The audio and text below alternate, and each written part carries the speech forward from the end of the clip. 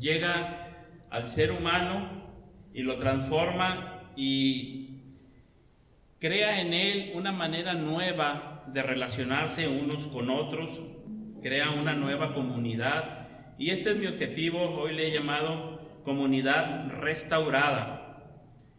Los propósitos generales son que como creyentes podamos o procuremos ser una comunidad que refleja la reconciliación de Cristo.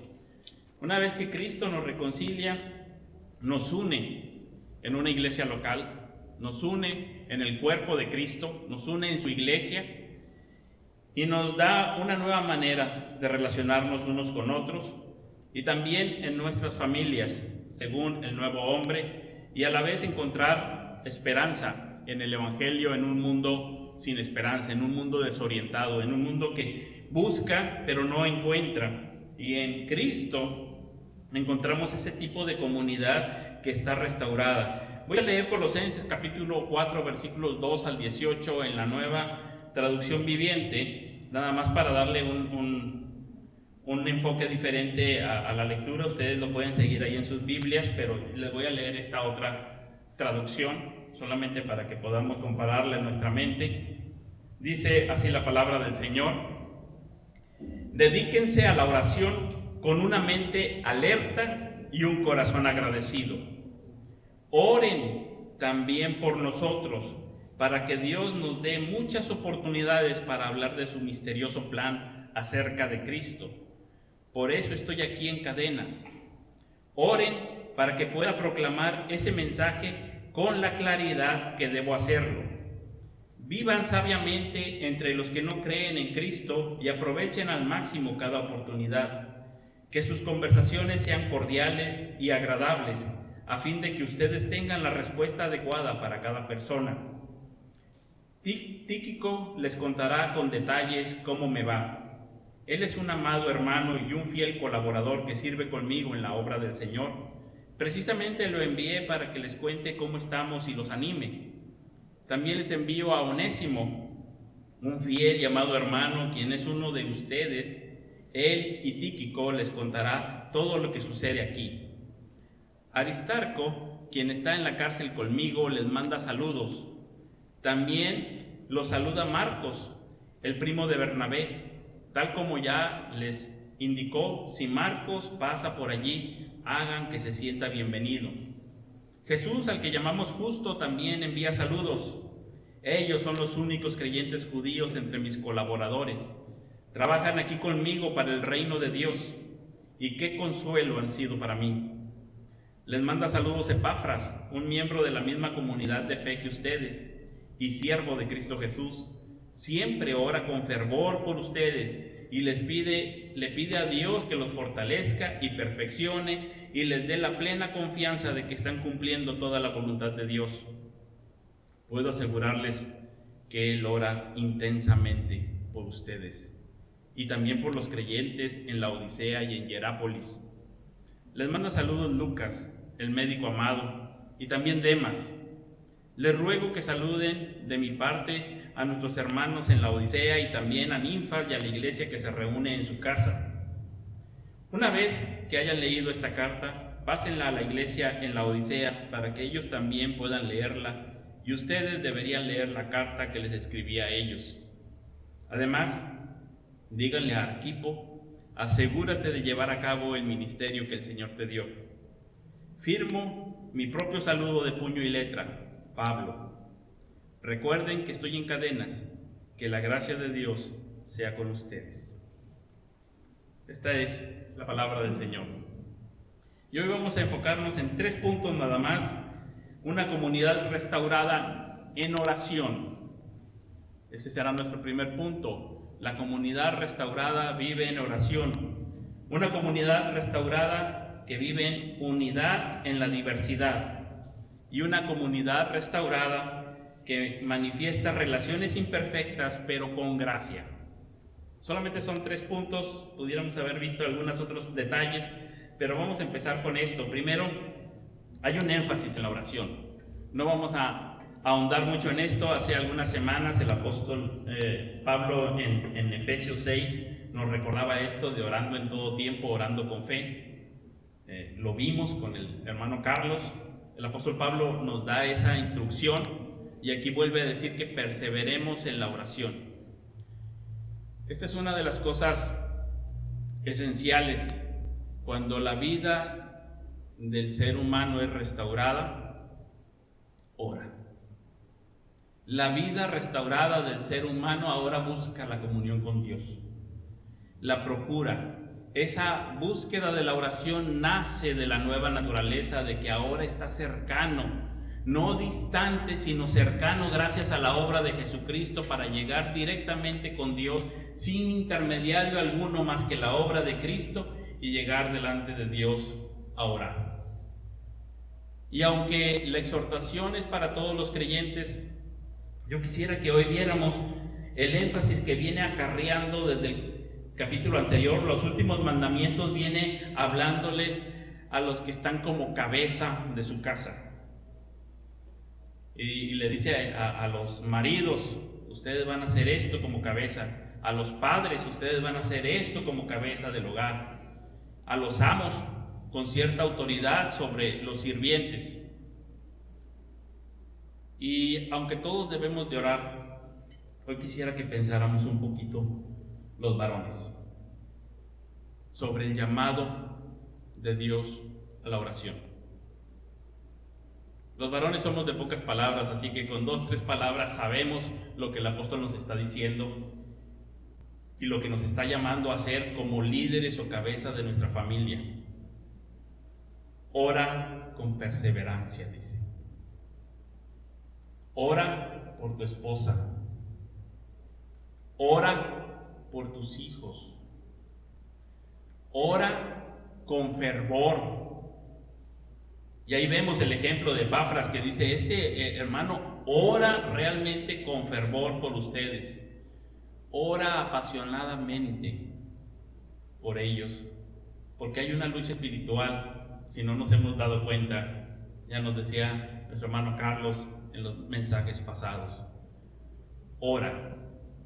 Y no lo vamos a tomar este mandamiento con la mala conciencia que decíamos, sino con la visión esperanzadora que nos da precisamente la epístola a los Colosenses, porque todos hemos fracasado una y otra vez y nos hemos quedado como los apóstoles dormidos en cuanto a la oración.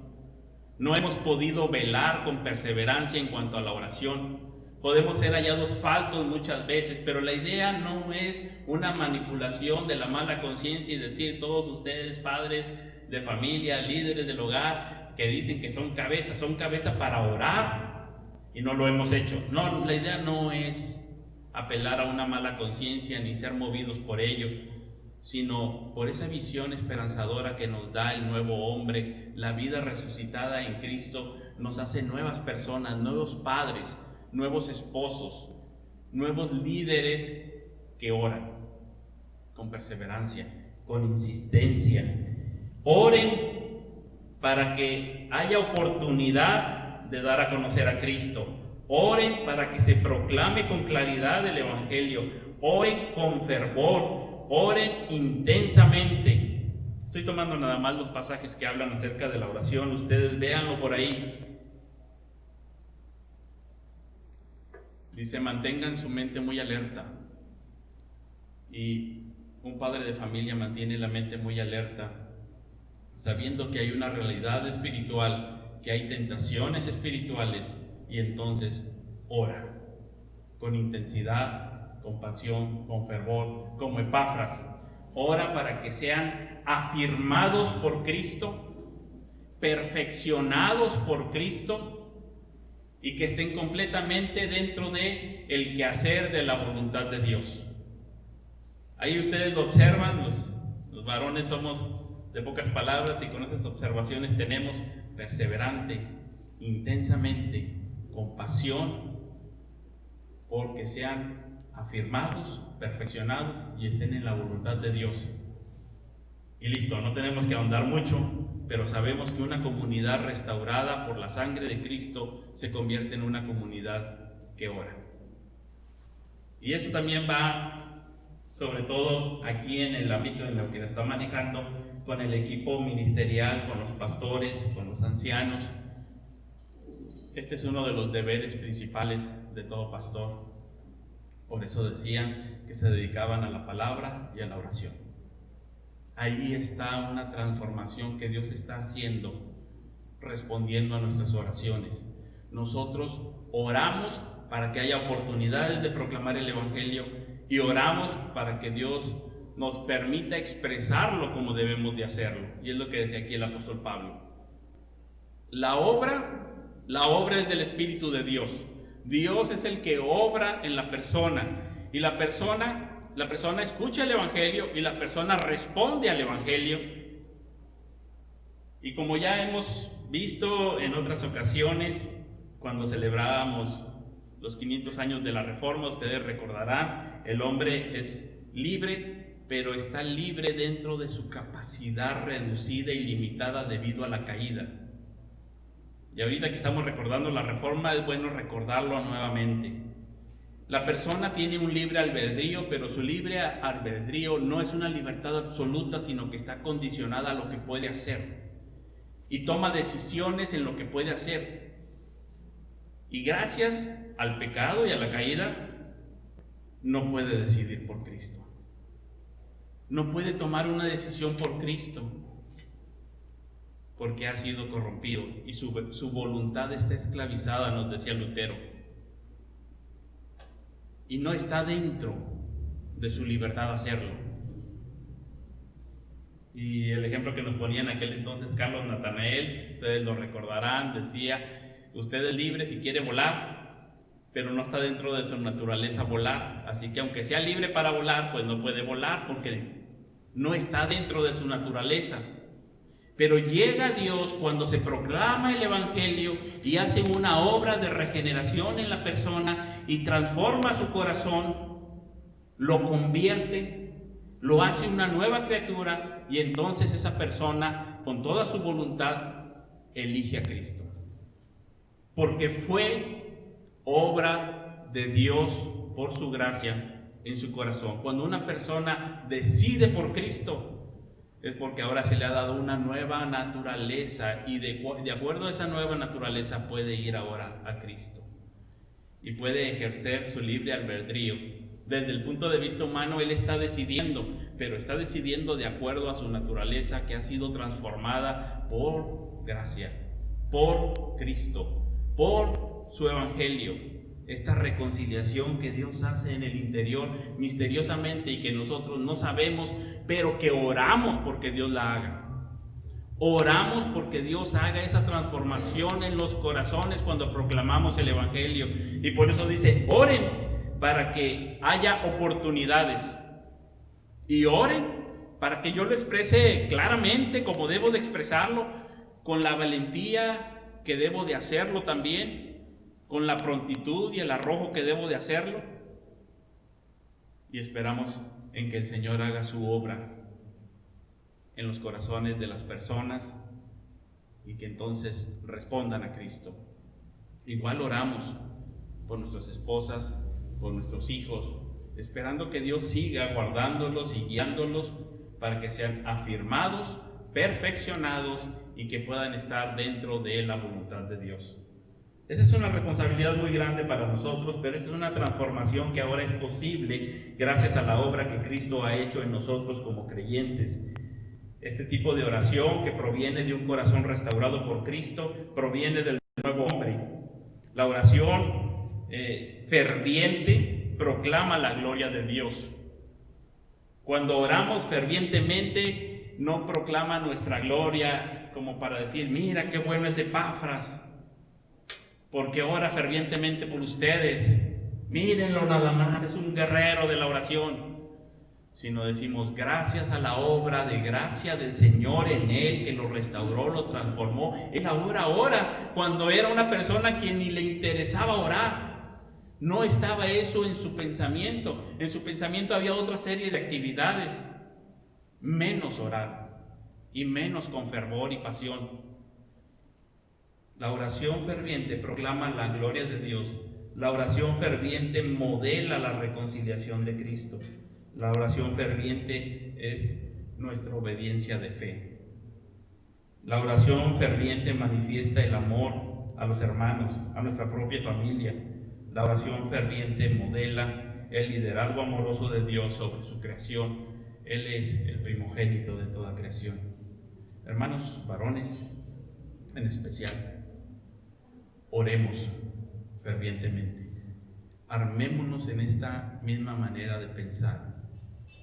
Oremos con fervor. Y si necesitas reunirte, hay un grupo de varones los sábados a las 9 por GoToMeeting y oremos. Si es en lo individual, si necesitas tomar una postura de rodillas para hacerlo con fervor o con un ayuno agregado, pero oremos. Oremos, es necesario y esa es la actividad de una comunidad restaurada. Segundo punto, una comunidad restaurada tiene unidad en la diversidad. Y aquí vemos en el listado que nos presenta el apóstol Pablo en Colosenses una diversidad de hermanos. Ahí tenemos a pastores, a maestros, a personas que hospedan una iglesia en su casa. Hay personas que son mensajeros, otros eran esclavos como Onésimo. Está Lucas, que es un médico, el médico amado, el máximo escritor del Nuevo Testamento. Algunos dicen que el máximo escritor es Pablo, pero si usted compara la cantidad de páginas y de palabras que escribe Lucas en Hechos y en el Evangelio de Lucas, él es el máximo escritor. Claro, el apóstol Pablo tiene muchas epístolas, pero chiquitas. Compárelo con las páginas que escribe Lucas. Además, Lucas es un escritor erudito en el manejo del idioma. Sus dos escritos, sus dos libros son joyas literarias. Esto se mide por la cantidad de palabras que usa, qué tanto se repiten, qué tan amplio es su lenguaje. Y los escritos de Lucas son considerados joyas literarias como escritor. Este hombre, Lucas, que parece ser que acompañaba al apóstol Pablo y que además era médico, le ayudaba en sus asuntos de salud. Parece ser que además era historiador, escritor, no solamente médico. Era un hombre así espectacular. Y simplemente le dice: les saluda el médico amado. Ya ustedes lo conocen. ¿Qué les puedo decir yo de él? No dice más cosas. Pero con esa sencillez de tenerlo en su equipo ministerial, junto con un esclavo, con un pastor, tal vez personas intelectualmente más sencillas, pero ahí están, unidos, trabajando juntos, ¿sí? Luego tenemos a Marcos, con quien tuvo también alguna diferencia, y sin embargo, ya estudiamos el Evangelio de Marcos. ¿Qué tipo de evangelio? Qué belleza de evangelio, ¿lo recuerdan? La acción, la forma, lo conciso que presenta los hechos, el enfoque, está sorprendente. Finalmente fue restaurado, aunque él tuvo por ahí unos problemas. Tenemos además en esa diversidad, una postura muy abierta del apóstol Pablo para que conozcan sus asuntos, sus debilidades, sus necesidades. Fíjense cómo dice en el 4:7, todo lo que a mí se refiere, él os lo hará saber. Y luego en el 4:9, os lo hará saber. O sea, contrario a los gnósticos o a los falsos maestros que parece ser que son misteriosos, inaccesibles, que nadie sabe de sus vidas cómo son, parece ser hacia el exterior una fachada muy fuerte, una presencia imponente, unos superhombres, hombres de acero. El apóstol Pablo se presenta como alguien que está abierto. Todo lo que a mí se refiere, ya les he mandado para que ellos se lo hagan saber cómo la estamos pasando por acá.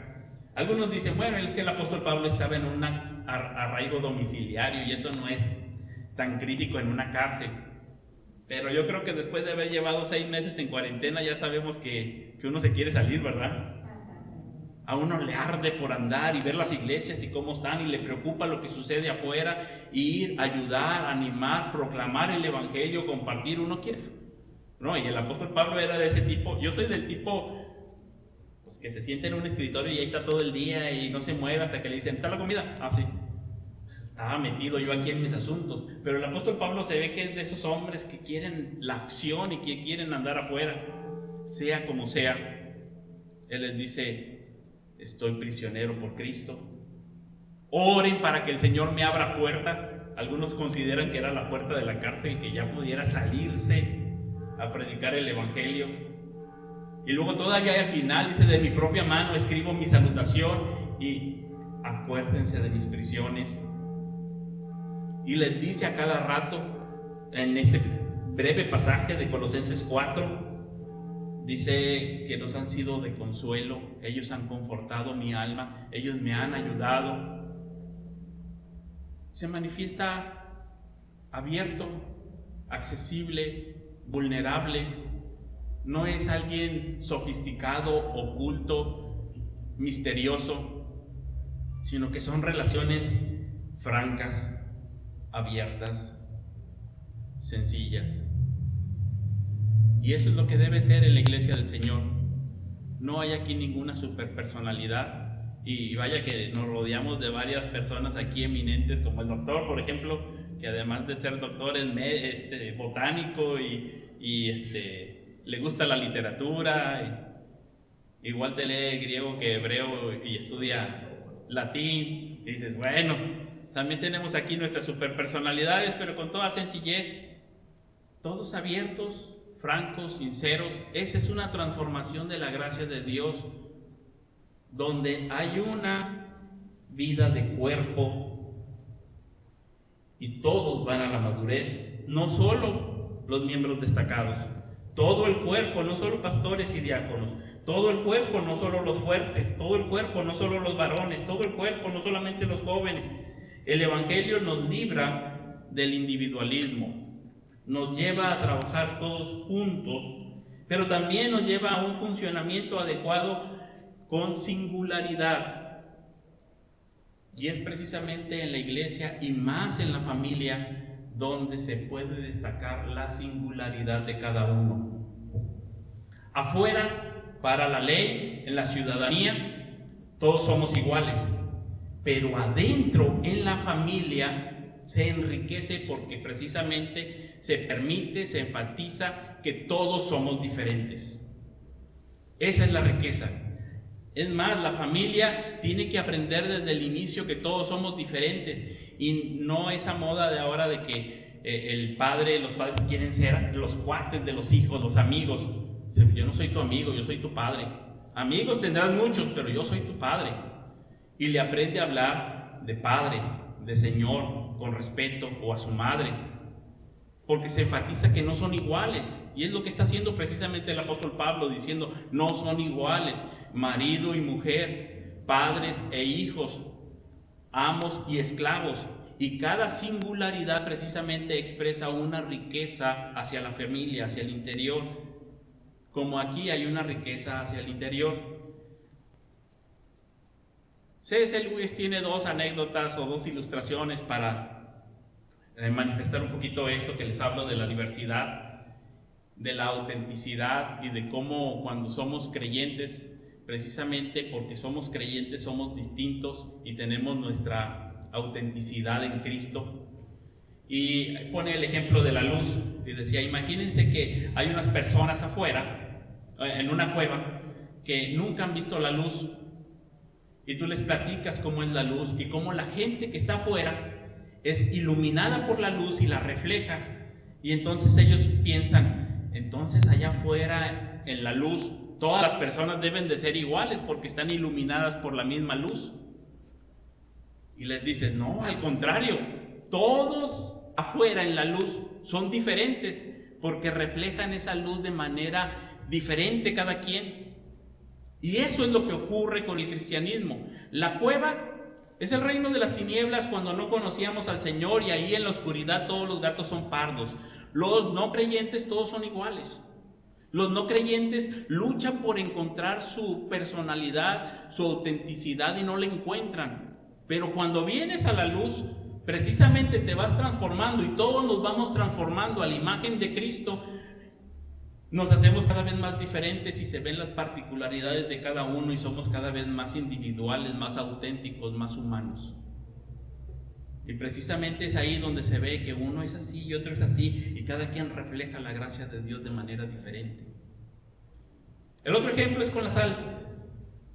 Imagínate que a alguna persona que no conoce la sal le dices, no, lo que pasa es que allá tenemos la sal. Y la sal, la prueba es de, está fuerte. Bueno, se la echas a los alimentos y todo sabe más rico.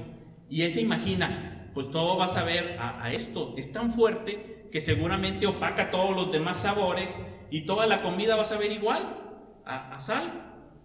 Pero cuando prueba la comida dice, no, la sal realza el sabor de cada platillo y lo hace diferente. Así como Cristo a cada uno de nosotros, Cristo en nosotros realza unas particularidades y nos hace a todos sabrosos y diferentes.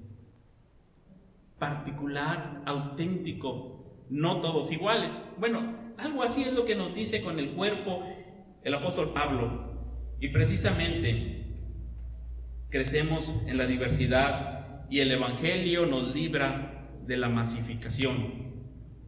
Ahora, como comunidad redimida hacia el interior, nos permitimos ser diferentes y lo disfrutamos. Y lo enriquece la vida. Y unos de una forma y otros de otra forma.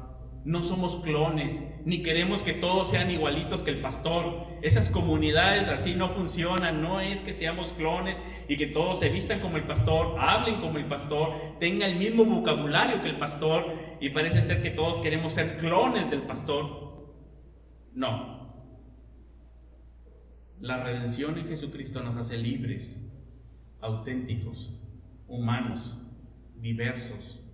Y ahí se enriquece la vida en comunidad con una diversidad que magnifica la gloria de Dios.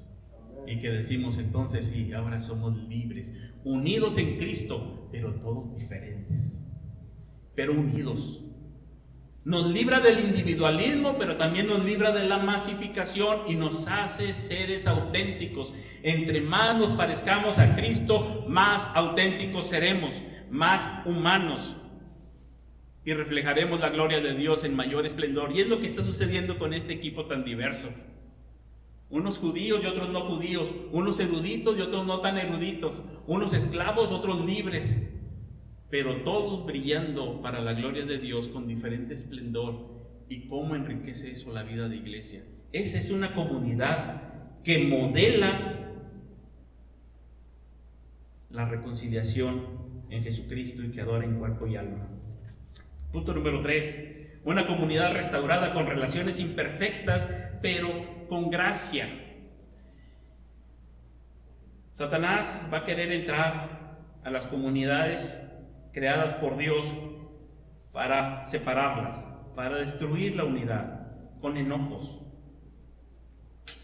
Y el líder, en este caso, el líder de la iglesia, pero también quisiera hablar a los padres de familia, a ti y a mí como varones, somos los primeros que debemos dar pasos de reconciliación. Somos los primeros que debemos dar pasos para remover cualquier enojo. Somos los primeros que debemos dar pasos para el perdón. Esa es la cabeza de la familia. Es que él fue el que ofendió, es que él fue el que hizo lo malo, o es que ella fue la que hizo lo malo. No. Haya sido como haya sido, hay alguien que tiene que empezar a dar los pasos para la reconciliación. El enojo da lugar al diablo, dijo el apóstol Pablo en Efesios. Ya lo hemos visto, no tenemos que repetirlo todas las veces, pero lo hemos visto con el hermano Carlos Astorga con mucha claridad. El líder es el primero que da pasos de reconciliación. El líder, la cabeza es el líder para la oración, la cabeza es el líder para la reconciliación. Tenemos un ministerio de reconciliación, dado que hemos sido reconciliados por Cristo. Y de la manera que Cristo nos perdonó, nosotros debemos de activa y valientemente buscar esa reconciliación en la medida que sea posible.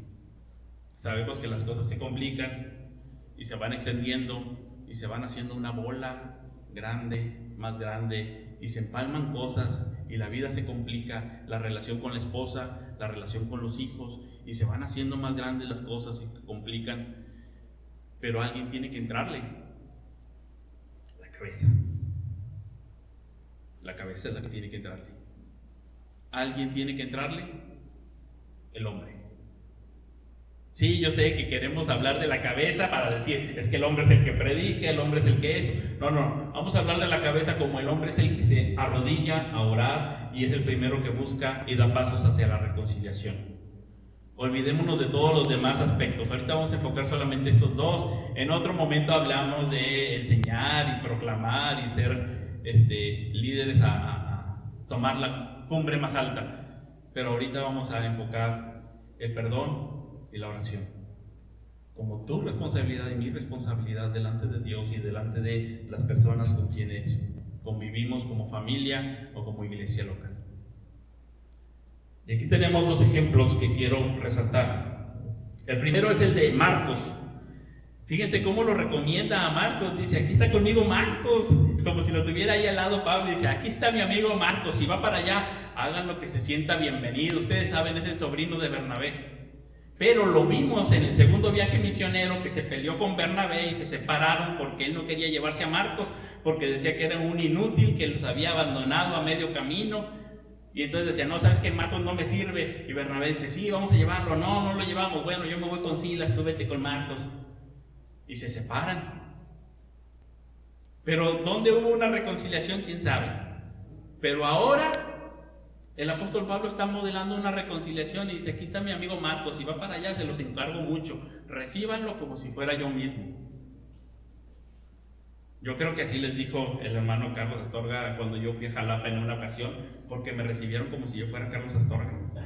Me trataron perfecto. Y se me hace que Carlos les dijo, recíbanlo como si... Así me imagino yo cuando el apóstol Pablo les dice, reciban a Marcos y hagan que se sienta bienvenido por allá. No, pues muchas gracias. Con esas recomendaciones uno dice, bueno, pero no era así siempre. Las relaciones interpersonales a veces se friccionan, pero hay reconciliación.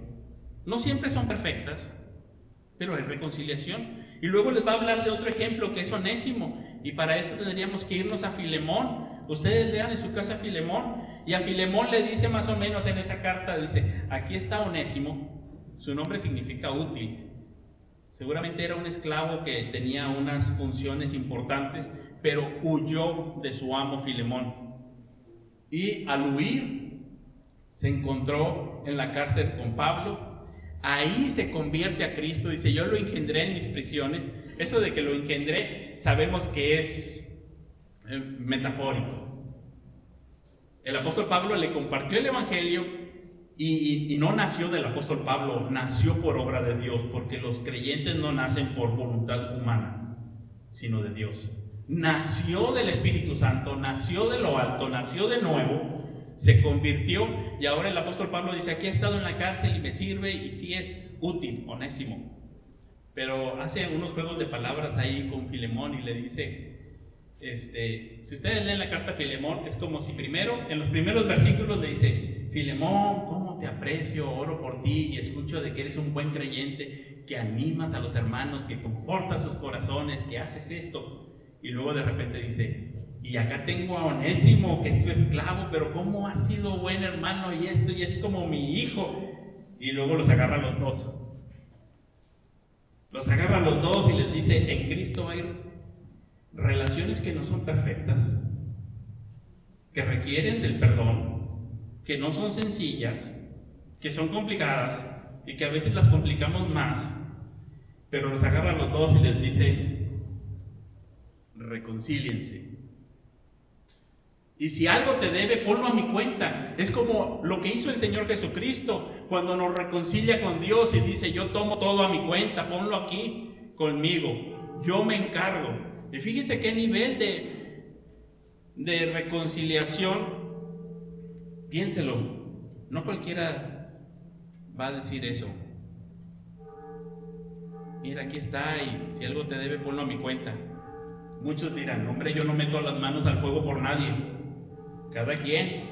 No, yo no respondo por nadie, cada quien. Yo jamás voy a defender o a tratar de... No, haya ellos que allá se arreglen, si no pueden, pues. Sin embargo, aquí Pablo ha aprendido lo que es una vida reconciliada por la sangre de Jesucristo y lo valioso que es modelar con la unidad el Evangelio de la gracia de Dios. Que les dice, mi querido Filemón, mi querido Onésimo, ahí los mando y voy a ir a visitarlos, hasta para ver cómo están, a ver si todo resultó bien. Yo creo que resultó bien porque tenemos la carta que todavía se preserva. Me imagino que resultó bien. Ahora, ¿quiere decir que ahora ya no eres esclavo? No sé, porque yo creo que le dice, al contrario, sírvele mejor. Ahora, había diferentes niveles de esclavitud allá, diferentes tipos. Y estaban los esclavos, y estaban los libertos, y estaban los no sé qué. Había diferentes modalidades. Seguramente obtuvo una mejor modalidad, porque ahora era un hermano estimado y apreciado. Y el apóstol le dice, recíbelo como si fuera yo mismo. La iglesia crece en amor, aunque cueste un esfuerzo extra. La iglesia crece en amor porque ese es el distintivo cristiano. La iglesia crece en amor porque así es como se modela el Evangelio. El Evangelio nos libra de nuestro egoísmo. No siempre somos los mejores cristianos, no siempre somos los mejores pastores, no siempre somos los mejores padres, no siempre somos los mejores esposos. Rara vez logramos la medida que se nos pide. Y es necesario el amor, el perdón, la reconciliación. Porque tú y yo sabemos que no siempre hemos llenado la medida, ni como padres, ni como hijos, ni como esposos, ni como pastores. Y esa es parte de la bendición y el fruto de la iglesia del Señor. Que hay perdón, hay reconciliación, hay una nueva oportunidad. Las oportunidades también son redimidas, las vidas son restauradas. Algunas cosas no son sencillas de restaurar y tenemos pastores que han caído en adulterio, en pedofilia, y que dices, bueno, la restauración no es tan sencilla, así nada más. En defraudación económica, y no son sencillas las cosas. Pero ahí está la vida del nuevo hombre, resucitados en Cristo. Hay oportunidad de restauración. Tu vida y mi vida no son perfectas, ni las de ellos lo fueron, solamente la de Cristo. Pero en Él nos llama a la reconciliación, a la restauración, y debemos de ser comunidades restauradoras, donde la vida de Dios fructifique, fluya, adore al Señor. Ahí donde se modela la vida reconciliada, es donde se modela este evangelio que estamos hablando en Colosenses, el cual no tenían los falsos maestros. Voy a leer una cita de La Cruz del Rey de Tim Keller. Dice: ¿verdad que cuando sientes un dolor intenso o una gran tentación no puedes pensar con claridad? Te pones en contra de aquellos a los que amas, tomas decisiones autodestructivas, dices y haces cosas que sabes que no solo son hirientes, sino que en realidad subestiman a las personas y los valores que más amas. Bueno, es ahí donde se necesita el Evangelio. Tú y yo podemos buscar en cualquier otra cosa y no vamos a encontrar. La esperanza está en el Evangelio de Jesucristo. Lo hemos visto de inicio a fin y solamente en Él hay restauración para que tú y yo podamos adorar en cuerpo y alma al Señor. Adorar en cuerpo y alma al Señor es posible gracias a la obra de Jesucristo. Consideremos esto y oremos. Gracias, Dios, te damos por tu bendita palabra. Ayúdanos, Señor, a responder a ella, a responder con fe, a proclamar tu gloria en medio de nuestras vidas, viviendo como resucitados en Cristo. Ayúdanos en nuestros momentos de tentación, de fragilidad, de caída. Ayúdanos, Señor, fortalécenos, establécenos y que podamos estar en el centro de tu voluntad. Ayúdanos como iglesia. Provéenos de oportunidades claras y danos el valor, la osadía para manifestar tu evangelio a otros. Que podamos proclamar con nuestra vida y con nuestras palabras que Jesucristo es nuestro Salvador, que en Él hay redención, que en Él hay una vida nueva, que hay una forma nueva de vivir. Y ayúdanos en nuestras familias. Señor, fortalece nuestras familias que están siendo atacadas en esta guerra espiritual por Satanás. Fortalece a cada varón como líder en su casa. Ayúdanos en medio de la tentación. Guarda a nuestros jóvenes, guarda a nuestras esposas, guarda nuestras vidas, que en todo lo que hagamos seamos protegidos por ti y procuremos hacer todo para la gloria de tu nombre. Que, Señor, tú seas nuestro más grande deleite y aquel que transforma nuestra vida, en quien nos regocijamos. Ayúdanos, Señor, para tener ese celo por ti. En el nombre de Jesucristo. Amén. Vamos a celebrar la cena del Señor. Vamos a recordar la obra de Jesucristo a nuestro favor. Ahora tenemos por aquí el jugo y tenemos por aquí unos panecitos que son ya individuales, que no han sido tocados por la mano de nadie. Por esto de la cuarentena, ¿sí? Entonces, para que cada quien agarre y trate de no manosear todo, agarre el suyo y vamos a celebrar la cena del Señor. Y ahí están muy acomodaditos los vasitos también. Y vamos a leer la palabra del Señor aquí en Colosenses, capítulo 1. Y observemos